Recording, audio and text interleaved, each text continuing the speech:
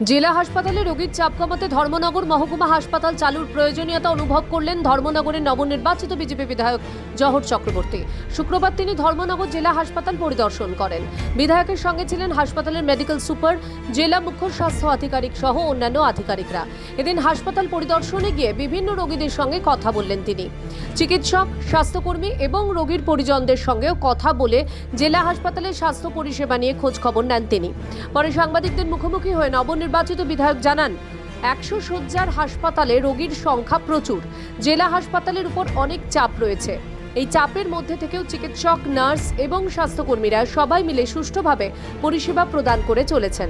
বিধায়ক আরও জানান, জেলা হাসপাতালে রোগীর চাপ কমাতে মহকুমা হাসপাতাল চালু করা একান্ত প্রয়োজন। নবনির্বাচিত বিধায়ক জানান, তিনি সপ্তাহে একবার করে জেলা হাসপাতালে পরিদর্শনে আসবেন। জেলা হাসপাতাল আপনারা জানেন, আমাদের উত্তর ত্রিপুরার জেলা হাসপাতাল 100 বেডের হাসপাতাল।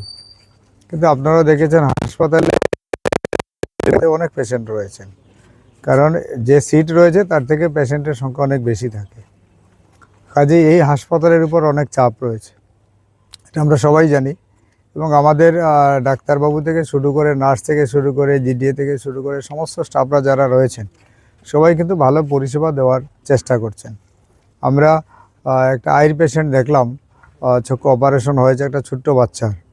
আরও অনেক পেশেন্ট দেখেছি আমরা, ডায়ালিসিসও চলছে।